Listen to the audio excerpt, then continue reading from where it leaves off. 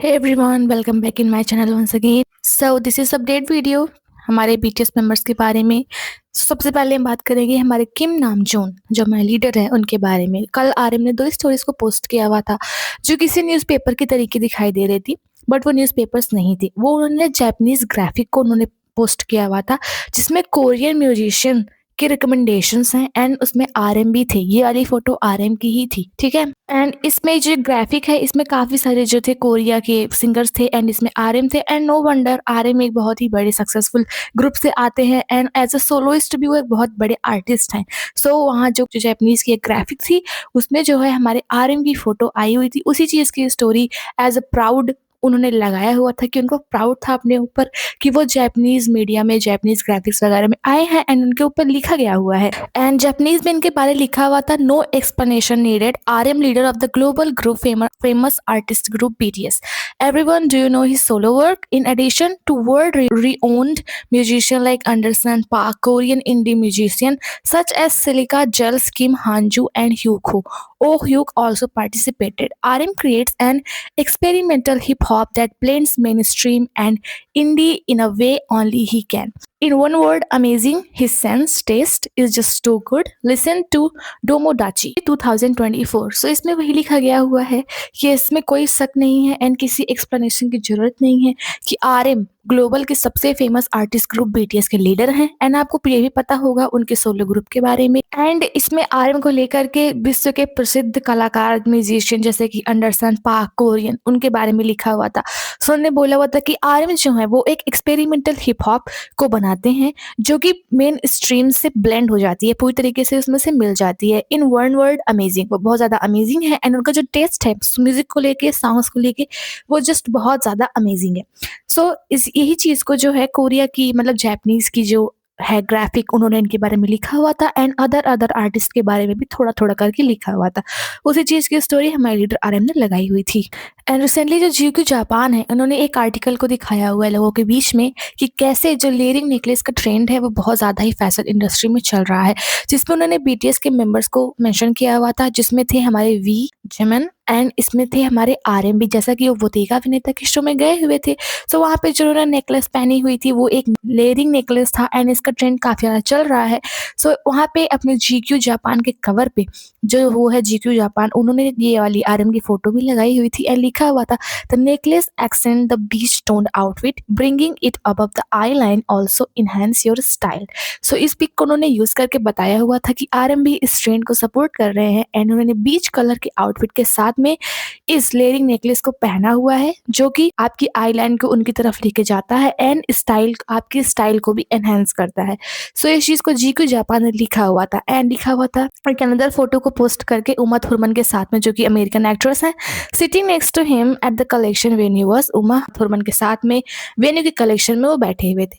सो GQ Japan ने इनकी ये 2 फोटोज को पोस्ट करके लिखा हुआ था ये सब कुछ एंड बताया हुआ था कि आरएम भी जो है वो लेयरिंग नेकलेस के ट्रेंड को सपोर्ट कर रहे हैं, including BTS member Jimin and we.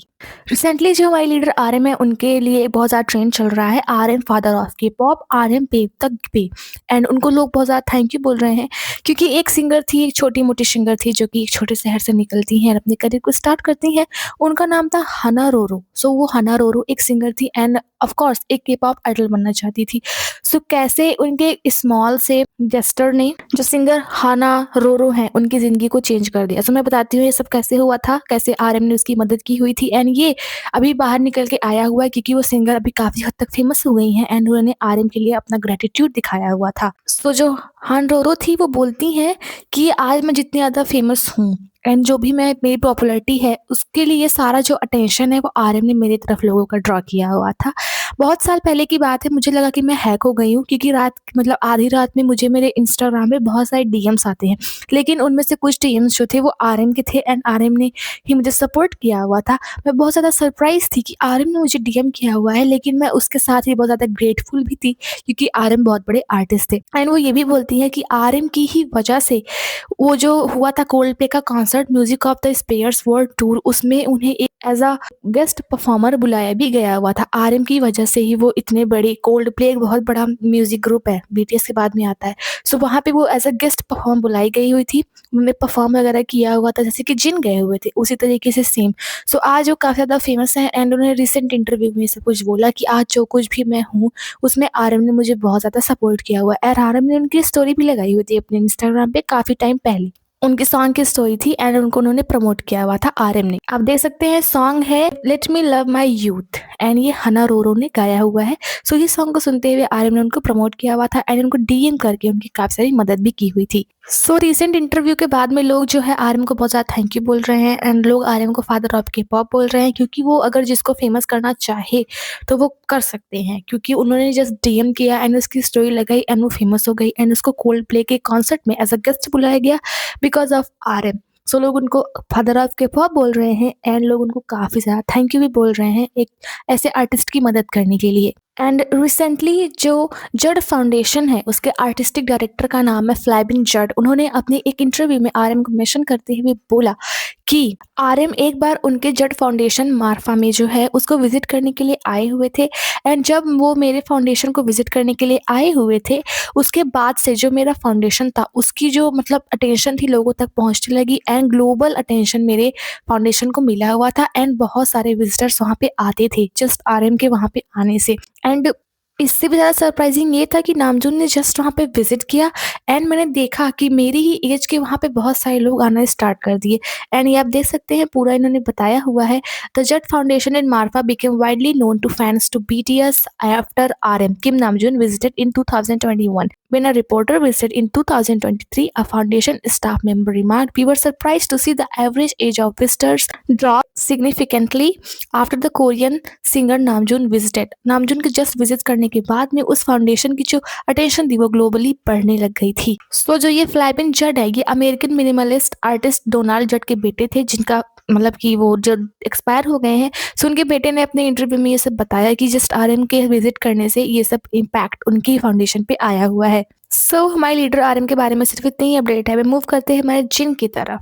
जो बिग हिट ऑफिशियल है वेवर्स पे उन्होंने कुछ रन से जिन की फोटो स्केच को चार या पांच फोटो को पोस्ट किया हुआ था। यही सारी वो फोटो है जो कि रन से जिन टूर से हैं उसका फोटो स्केच है एंड इन सारी फोटोज में जिन ऑफ कोर्स बहुत ज़्यादा अच्छे लग रहे हैं एंड कुछ फोटोज उनमें से जो वो रन से जिन एपिसोड्स आते थे, हाँ उन्हीं में से है ये फोटो जो रन से जिन इनका अकेले जो आता था। इससे पैरन बीटीएस आता था लेकिन जैसा कि सारे मेंबर्स मिलिट्री सर्विस में बिजी थे तो सिर्फ इनका अकेले आता था रन से जिन, जिसके बाद भी उन्होंने कॉन्सर्ट करके उसको पूरा एंड भी कर दिया हुआ था एंड अब हो सकता है 2026 में हम लोग को रन बीटीएस देखने को मिले। एंड रिसेंटली कोरिया के 100 आइडल्स की मेल एंड फीमेल दोनों को मिला करके उनका एक डेटा दिखाया गया हुआ है, ब्रांड रेपुटेशन रैंकिंग का डेटा, जिसमें 100 जो है आइडल्स हैं, मतलब किस आइडल की वजह से किस ब्रांड की रेपुटेशन ज़्यादा बढ़ी हुई है। ये नवंबर 2025 का डाटा है, इस महीने का डाटा है जैसा कि एंड में दिखाया जाता है। सो इसमें हम देख सकते हैं जो हमारे जिन है वो चौथे नंबर पे हैं, मतलब वो ऐसे चौथे के पॉप आइडल हैं 100 में से जिन्होंने अदर जो है के पॉप आइडल उनके मुकाबले इन्होंने ब्रांड के रेपुटेशन को ज़्यादा बढ़ाया हुआ है। एंड जो जिनका एल्बम आया हुआ था इको जो कि रिलीज हुआ था उसने ना स्पॉटिफाई पे 930 मिलियन स्ट्रीम्स को क्रॉस कर दिया हुआ है एंड सिर्फ 70 मिलियन और उसके बाद में भी इनके एल्बम का भी 1 बिलियन स्ट्रीम हो जाएगा स्पॉटिफाई पे। सो अगर उनको सपोर्ट मिलता है सो ऑफकोर्स 1 हफ्ते 2 हफ्ते के अंदर में ये कंप्लीट हो जाएगा एंड इसके लिए इनको कॉन्ग्रेचुलेशन, जैसा कि 930 मिलियन इन्होंने क्रॉस कर दिया हुआ है एंड इको इसी ईयर आया हुआ है, अभी 1 ईयर इसको आए हुए भी नहीं है एंड मुझे लगता है 1 ईयर से पहले ही ये 1 बिलियन स्ट्रीम्स को स्पॉटिफाई पे क्रॉस कर देगा। एंड जो जिनका सॉन्ग था don't say you love me, वो जो कल का दिन था ना उसमें वो के पॉप का सबसे ज़्यादा वॉच सॉन्ग था, उसको एक दिन के अंदर 3 मिलियन बार देखा गया हुआ था एंड ये इन्होंने एक तरीके से हिस्ट्री को क्रिएट किया हुआ है, क्योंकि एक दिन में इतने ज़्यादा व्यूज़ किसी भी आर्टिस्ट के सॉन्ग के नहीं गए हुए थे, जो कि इतना टाइम बाद, मतलब कि इसको रिलीज़ हुए काफ़ी टाइम हो चुका है। सो रिलीज़ होने के इतना टाइम बाद एक दिन के अंदर 3 मिलियन स्ट्रीम्स आना एक बहुत बड़ी अपने आप में ही बात है। सो कल के दिन इनका जो ये सॉन्ग था वो सबसे ज़्यादा ज़्यादा वॉच था स्पॉटिफ़ाई पे 3 मिलियन सिर्फ 1 दिन के अंदर। एंड जैसा कि मामा अवार्ड के लिए जो हमारे जिन हैं वो नॉमिनेट हुए थे, सो अभी ना जो एमनेट जो है ऐप जहाँ पे ये वोट हो रहा है मामा अवार्ड का, वो लाइव वोटिंग वहाँ पे चल रही है। सो अगर मामा वीज़ा फैंस चॉइस अवार्ड की कैटेगरी में हमारे जिन हैं, अगर कोई वोट करना चाहता है देन अभी भी लाइव वोटिंग में जा कर के उनको वोट कर सकता है, जिसकी वजह से वो डायसंग अवार्ड को जीत सकते हैं। एंड बहुत कम टाइम ही बचा हुआ है, सो अभी वहाँ पे लाइव वोटिंग चल रही है। अगर जिसको भी वीज़ा फैंस चॉइस डायसंग अवार्ड में जिनको वोट करना है, सो वो लाइव वोटिंग में जा कर के कर सकते हैं। एंड ये जो एमनेट है उन्होंने ऐसा ऑफिशियल यहाँ पे डाला हुआ है अपना, a live vote will be conducted Mnet plus for the 40 teams that are the top 20 nominees from each the fans. So यहाँ पे जो ये फैंस वीज़ा अवार्ड है इसमें दोनों होते हैं, मेल एंड फीमेल। सो इसमें मेरे जिन है, अगर अभी भी कोई करना चाहता है तो प्रोसेस वही है मामा अवार्ड को करने का। सो अभी भी वो लोग जिन को जो है कर सकते हैं वोट, एंड हमारे जिन जो है वो मामा में डायसंग अवार्ड जीत सकते हैं। एंड जैसे कि जिन का बर्थडे आने वाला है, सो जिन के बर्थडे की जो तैयारियां हैं वो काफ़ी अच्छे तरीके से चल रहे हैं। एंड उन्होंने काफ़ी सारे वोटिंग पोल वगैरह को भी जीता हुआ है। सो कुछ वोटिंग पोल्स में जो पैसे होंगे वो हो सकता है डोनेशंस वगैरह में जाए, एंड कुछ वोटिंग पोल को जीतने से उनके जो एड बिल बोर्ड्स होंगे, बर्थडे प्रोजेक्ट्स जो होंगे वो काफ़ी जगह पे चलाए जाएंगे। एंड हाँ, ये जो मामा अवार्ड में डायसंग का लाइव वोट अगर आप लोग को करना है तो ये 28 से 29 नवंबर होगा। ठीक है, मतलब कल एंड परसों 2 दिन आप लोग लाइव वोट कर सकते हो जिन के लिए, डायसंग अवार्ड के लिए, मामा अवार्ड में। ठीक है, एंड हमारे जिन के बारे में सिर्फ इतने ही अपडेट्स है। एंड अगर बात करें सुगा की, तो जो जापान एक्सप्रेस है उन्होंने रिसेंटली अपना ग्रेटिट्यूड दिखाया हुआ है, क्योंकि सुगा से इंस्पायर होकर जो आर्मीज़ हैं वो भी डोनेशन वगैरह कर रही हैं। सो ऑटिज्म सोसाइटी जापान एक्सप्रेस ने ऐसा बताया हुआ है एक आर्टिकल को लिख करके कि वो शुगा के बहुत ज़्यादा आभारी हैं एंड अपना ग्रेटिट्यूड उनके लिए दिखाते हैं, क्योंकि उनके फैंस भी जो है बहुत बड़े बड़े डोनेशंस कर रहे हैं उनसे इंस्पायर होकर। जैसा कि शुगा तो ऑलरेडी बहुत बड़े बड़े करते ही हैं डोनेशंस, तो आर्मीज़ भी जो हैं, देखिए, Suga inspire ARMYs lend a hand, autism society Japan express their gratitude for huge donation from fans. तो शुगा इन लोग को इंस्पायर करते हैं डोनेशन वगैरह करने के लिए बच्चों के लिए। सो इसके लिए जो जापान ऑटिज्म एक्सप्रेस है उन्होंने अपने ग्रेटिट्यूड को दिखाया हुआ है। एंड शुगा के बारे में सिर्फ एक ही यही अपडेट थी। सो अभी मूव करते हैं हम जे होप की तरफ। जो कल हमारे जे होप थे उन्होंने कुछ इंस्टाग्राम में स्टोरीज लगाई हुई थी, जिसमें जो सबसे लास्ट वाली स्टोरी थी वो उन्हें ह्यूमन होप से थी, क्योंकि वो स्क्वायरल जो होता है मैट उसके ऊपर खड़े हैं। एंड जो सबसे पहली थी वो यूंजन की है, यूंजन का मे भी कोई एल्बम वगैरह होगा, उसी की फोटो उन्होंने लगाई हुई थी, मतलब स्टोरी लगाई हुई थी इंस्टाग्राम पे। एंड जो डायसंग अवार्ड है, मतलब जहाँ पे लाइव वोटिंग होगी 28 से 29 नवंबर को, उसमें हम डायसंग जेहोप के लिए भी वोट कर सकते हैं, नॉट ओनली फॉर जिन। जिन भी हैं इसमें एंड जेहोप भी हैं, लेकिन आर्मीज के लिए टफ डिसीजन होगा कि वो किसको आखिर में वोट करेंगे डायसंग के लिए। सो जेहोप भी उसमें है एंड जिन भी हैं। सो 28 से 29 नवंबर को जिसको भी वोट करना होगा वीज़ा फैंस चॉइस का अवार्ड, वो वोट कर सकता है, दोनों में से किसी को भी। एंड जेहोप का सॉन्ग आया हुआ था kill it girl solo version, जो कि कोरियोग्राफी वर्जन था, जिसमें पूरा कोरियोग्राफी डांसिंग वगैरह दिखाई गई थी। उसने यूट्यूब पे 56 मिलियन स्ट्रीम्स को, व्यूज़ को क्रॉस कर दिया हुआ है। सो हमारे जेहोप के बारे में सिर्फ इतने ही अपडेट्स है। अभी हम मूव करते हैं जिमिन की तरफ।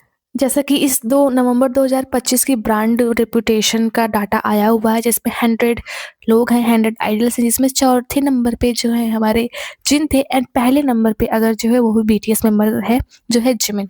जिमिन इस महीने के नंबर 1 पे हैं, जिन्होंने ब्रांड रेपुटेशन को बढ़ाया हुआ है एंड उन्होंने टॉप किया हुआ है इस लिस्ट को 100 में से, मतलब जो 100 आर्टिस्ट हैं उनमें वो ऐसे पहली, उनकी रैंक पहली है जिन्होंने सबसे ज़्यादा ब्रांड की रेपुटेशन को बढ़ाया हुआ है। सो इसके लिए जिमिन को कांग्रेचुलेशन। ये नवंबर 2025 का डाटा है। एंड जैसे कि जिमिन एंड जंकुक का आर्य शोर आने वाला है, सो एलए जापान ने जिमिन एंड जंकुक की कुछ फोटोज को साथ में पोस्ट किया हुआ है। सो जो एलए जापान है 4 से 5 फोटोज की जो जिमिन एंड जंकुक है उनकी पोस्ट की हुई है, जैसे कि आर्य शोर के लिए वो लोग कर रहे हैं। एंड जापानीज कुछ उन्होंने इंटरव्यू वगैरह भी दिए हुए थे, एंड एलए जापान ने भी उनका एक इंटरव्यू लिया हुआ है, आस्क मी एनीथिंग, जो कि यूट्यूब पे है एंड उसको कोई देखना चाहे देख सकता है। एंड मुझे हिंदी में भी एक्सप्लेन करना है कि इनसे आखिर में क्या क्या क्वेश्चंस पूछे गए हुए थे। सो उसको एंड जापान के जो इंटरव्यू हुए हैं यूट्यूब पे आएंगे तो मैं उसको तुरंत ही कर दूंगी हिंदी में एक्सप्लेन। एंड एलए जापान ने इन लोग की काफ़ी सारे फोटोज़ को पोस्ट किया हुआ है। एंड जैसा कि सीज़न 1 जो था वो डिज्नी पर बहुत ही ज़्यादा हिट था, ऐसा एलए जापान ने बोला।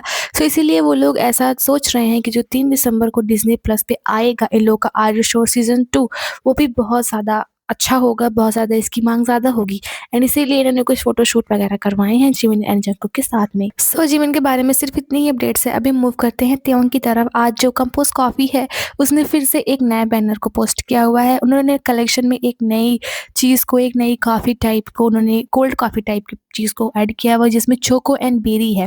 सो इन्होंने नए कलेक्शन में पोस्ट किया हुआ है। सो इन्होंने त्योंग की एक नई फ़ोटो को, एक नए बैनर को आज भी पोस्ट किया हुआ था अपने ऑफ़िशियल चैनल पे। एंड रिसेंटली एक मुसिंसा ऐप है, जैसे कि हमारे यहाँ का अगर सबसे बड़ा इंडियन अगर कोरियन शॉप है तो वो है मे बी फ्लिपकार्ट वगैरह है। ऐसे ही मुसिंसा जो है वो लार्जेस्ट ऑनलाइन शॉप है कोरिया का। सो वहाँ पे बहुत सारे कोरियन फैंस थे जिन्होंने ऑर्डर प्लेस किया हुआ था टी-ट्री के सामान के लिए, लेकिन टी-ट्री की तरफ से, मतलब मुसिंसा एंड टी-ट्री की तरफ से उनको एक नोटिस आया हुआ था जिसमें लिखा हुआ था due to the recent increase in order value, जैसा कि ऑर्डर बहुत ज़्यादा उनको मिल रहे हैं, इनकी इंक्रीज हो रही है ऑर्डर में।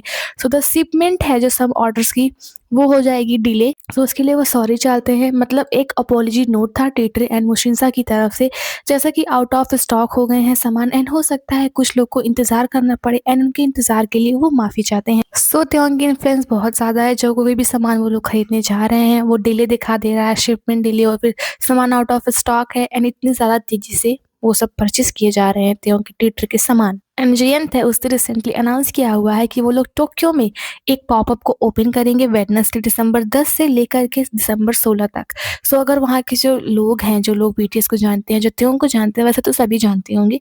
सो अगर उनके एरिया में वो नहीं हैं, चीज़ें नहीं मिल पा रही है यंत पे एंड ऑनलाइन चीज़ें जो हैं वो आउट ऑफ स्टॉक हो जा रही हैं, सो वो लोग पॉपअप पे आकर के त्योंग के सामान को खरीद सकते हैं। इन्होंने डिज़ाइन भी दिखाया हुआ है अपने स्टोर का कि पॉपअप आखिर में दिखने में होगा कैसे, इनसाइड एंड आउटसाइड दोनों का डिज़ाइन उन्होंने दिखाते हुए इस चीज़ को अनाउंस किया हुआ था कि वो लोग कॉस्मी टोक्यो में इस पॉपअप को ओपन करेंगे लोगों के लिए, ताकि जो लोग खरीदना चाहें वो 6 दिन के अंदर सामान खरीद लें एंड ये पॉपअप सिर्फ 6 दिन के लिए ओपन होगा। सो आप ये डिज़ाइन वगैरह देख सकते हैं, अंदर एंड बाहर दोनों से देखने में ऐसा ही पॉपअप होगा जो कि कोरिया में खुलेगा, not in India. Just information मैं आप लोग को दे रही हूँ कि खुलने वाला है। एंड जो स्नो पिक आउटडोर है, उसने फिर से त्योंग की 2-3 पिक्स को पोस्ट किया हुआ था उनके विंटर कलेक्शन से। उनके विंटर कलेक्शंस को त्योंग ने पहना हुआ है एंड उसी को उन्होंने फिर से पोस्ट किया हुआ था। 2 से 3 पिक्स थी बस। एंड जैसे कि क्रिसमस आने वाला है एंड कोरिया में लोग क्रिसमस मनाना पसंद करते हैं, जैसे कि काफ़ी लोग वहाँ पे क्रिश्चियन हैं। सो वहाँ पे जो टी-ट्री ने है, त्योंग के ऐड जो है काफ़ी जगह पे इंशान इंटरनेशनल एयरपोर्ट पे लगा दिया हुआ है विथ लाइटिंग्स। आप ये लाइटिंग्स वगैरह देख सकते हैं कितनी अच्छे से, जैसे हमारे यहाँ दिवाली में जलाई जाती हैं, उसी सेम तरीके की लाइटिंग यहाँ पे इंशान इंटरनेशनल एयरपोर्ट पे क्रिसमस को मनाने के लिए की गई हुई है एंड त्योंग के बड़े-बड़े बैनर्स को लगाया गया हुआ है। जो अगर कोरिया में हॉलिडे मनाने के लिए आते हैं और जो क्रिसमस के हॉलिडे मनाने के लिए बाहर जाते हैं, वो इसको नोटिस करेंगे त्योंग के बिलबोर्ड को, जो कि काफ़ी अच्छे तरीके से सजाया गया हुआ है। एंड पिछली बार तो बहुत बड़ा हादसा हो गया था कोरिया में, जो लोग थे क्रिसमस मनाने के लिए गए हुए थे, वो वापस जब आ रहे थे तो जेजू जो थी फ्लाइट वो क्रैश हो गई थी, जिसकी वजह से त्योंग ने अपने बर्थडे को डिले भी कर दिया हुआ था एंड काफ़ी सारे जो के पॉप आइडल्स हैं इंक्लूडिंग बीटीएस, उन्होंने काफ़ी सारे पैसों को, वॉन्स को जो है डोनेट भी किया हुआ था एंड त्योंग ने अपने बर्थडे को सेलिब्रेट नहीं किया हुआ था उन लोग को श्रद्धांजलि देने के लिए। जैसा कि 29 दिसंबर को फ्लाइट क्रैश हो गई थी एंड उसमें आई थिंक 182 लोग लगभग मरे हुए थे। 180 से लेकर 182 ऐसे ही कुछ लोग मरे हुए थे एंड कोरिया के लिए बहुत ही बुरा दिन था। सो 1 साल हो जाएंगे। 29 दिसंबर को प्लेन क्रैश हुई थी एंड 30 दिसंबर को त्योंग का बर्थडे पड़ता है।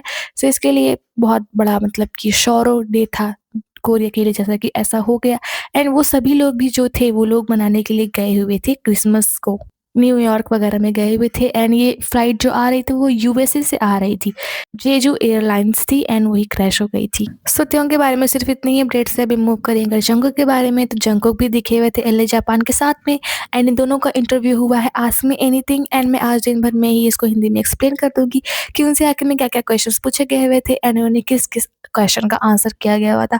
एंड जंगकुक काफ़ी अच्छे दिख रहे थे, इन्होंने वेस्ट वगैरह पहनी हुई थी एंड जीवन के साथ में उन्होंने फोटो शूट करवाया था एलए जापान के लिए। एंड रिसेंटली जो 2026 फीफा वर्ल्ड कप का पोस्टर आया हुआ है, उन्होंने ऑफिशियली पोस्टर को दिखाया हुआ है। इसमें जंगकुक की भी फोटो है। इन्होंने हाईलाइट किया हुआ है उस आइकॉनिक परफॉर्मेंस को जो उन्होंने कतर 2022 वर्ल्ड कप में दी हुई थी, जो कि एक हिस्ट्रिक मोमेंट बन गया हुआ था। एंड जो वो वॉलपेपर है उसमें जंगकुक सिर्फ ओनली ऐसे नॉन फुटबॉलर हैं जिनकी फोटो वहाँ पे आई हुई है रोनाल्डो एंड मेसी के बीच में।